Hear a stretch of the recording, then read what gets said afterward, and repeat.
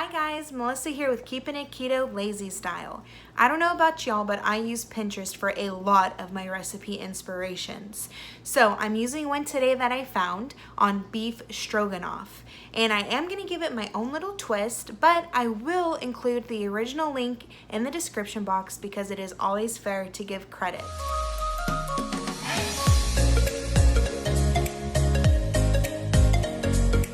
So I'm going to be using stew meat actually because I couldn't find any good thick steaks that were not super expensive. So I'm going to try this stew meat instead of the steak like it says in the instructions.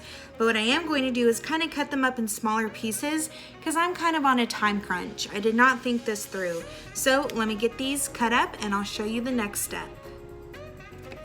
So I just added about a tablespoon to 2 tablespoons of olive oil. I have a cast iron pan getting nice and hot. That way I can brown that meat.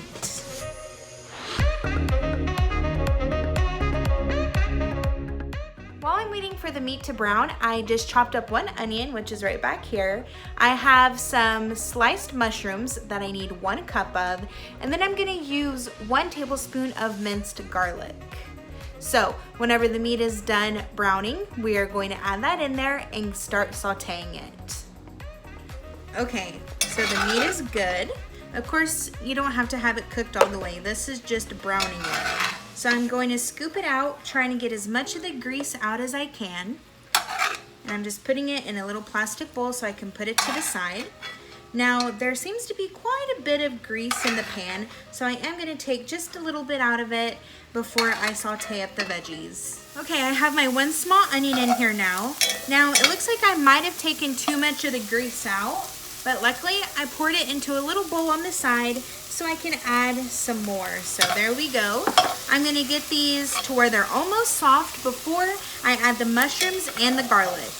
Okay, so the onions are so beautiful looking. They have that nice dark color brown from the meat. So I'm going to add my mushrooms.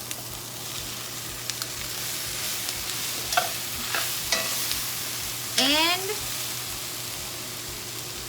1 tablespoon of garlic. I added just a little splash of water. That way they wouldn't stick while I'm working on the broth.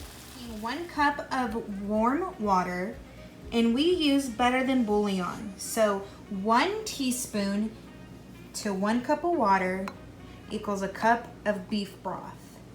I'm just gonna stir this together until it's all incorporated. Perfect. Less than a minute of stirring, and look how beautiful and dark it is. So we're gonna add this 1 cup to our veggies.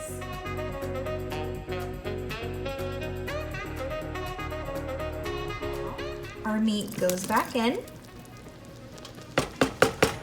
and I'm going to give it a stir.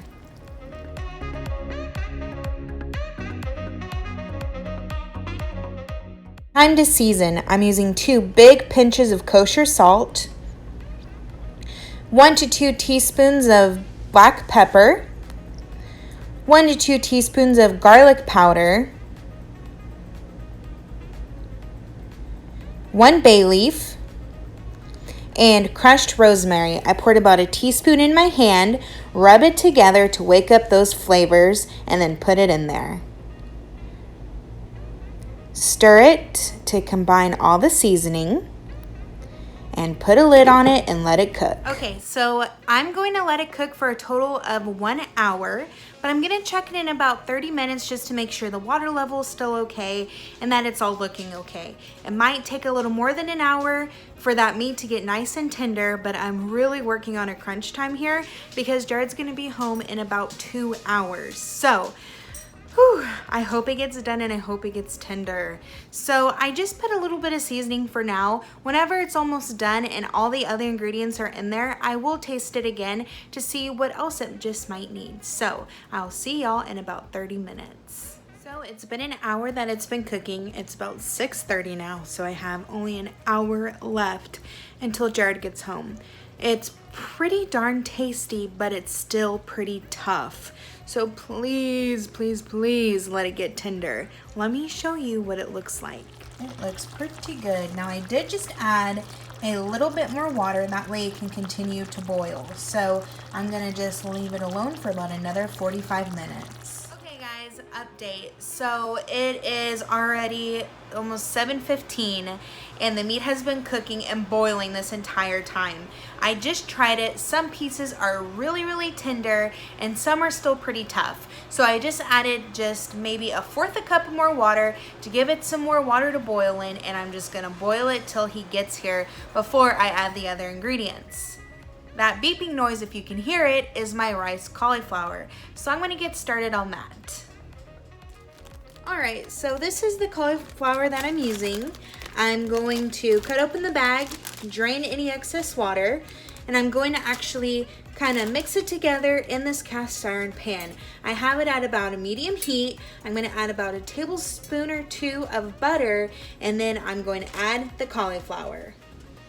All right, so there's my butter, and as it's melting, I'm just going to put the riced cauliflower. Now I did try to get as much of the water out as I could, but of course, as it continues to heat up, more water will come out. So I'm just gonna give this a stir, get the butter over here, and then we'll season. Now the butter is all incorporated, so I'm going to season it. Now the good thing about cauliflower is it is pretty bland, so it will just soak up any kind of seasoning that you use.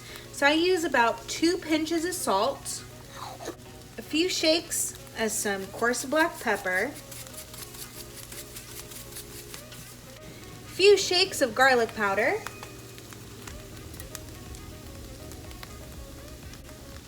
about a teaspoon or so of crushed rosemary, and I use the same trick, rolling it in my palm and putting that in there. Give that a little stir, and then I'm going to shake a little bit of ground thyme.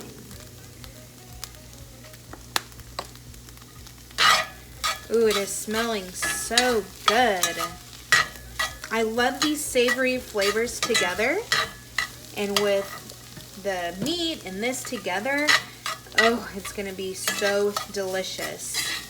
So now that this is kind of heated through and seasoned, I'm going to turn off the heat. I'm just gonna let it hang out over here until dinner is ready. Okay, moment of truth. Woo, look at all that steam come out. So, for the most part, most of the pieces are very tender.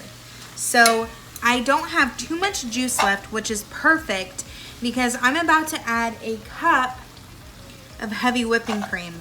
And I did not want it to look like soup. A lot of people that made this recipe posted pictures of it on Pinterest and it looked like soup. So I'm pretty excited so far about how it's looking. So I'm just gonna get this in, stir it up, and then I'm gonna add the last ingredient.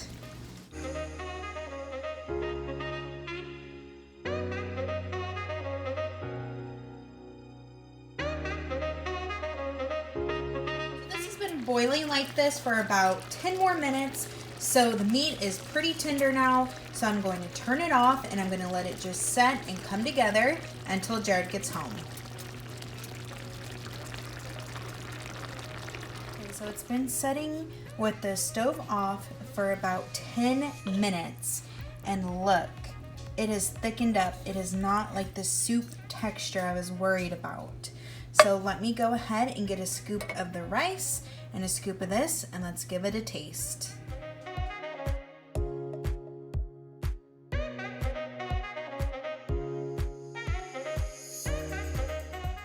taste test time. I have a little bit of the rice and then a little bit of the meat.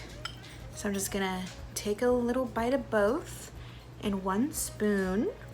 Oops.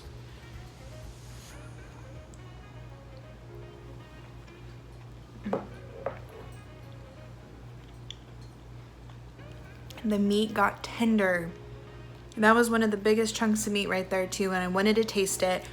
It came out perfect. The flavor tastes like home. My mom actually used to make beef stroganoff all the time and I hated it because she put ground meat in it, and I don't care for ground meat and like stuff like this. But it tastes exactly like that.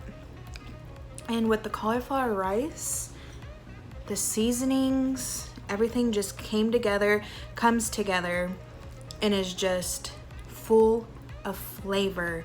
It is definitely a taste of home, and you can't even tell that this is low carb or keto. So simple, didn't even need flour to thicken it up. And look at that. You would think it had a thickening agent. So, like I said, I'll leave the recipe in the description box. I hope y'all give this a try, and I hope you enjoy it. See y'all next time. Bye.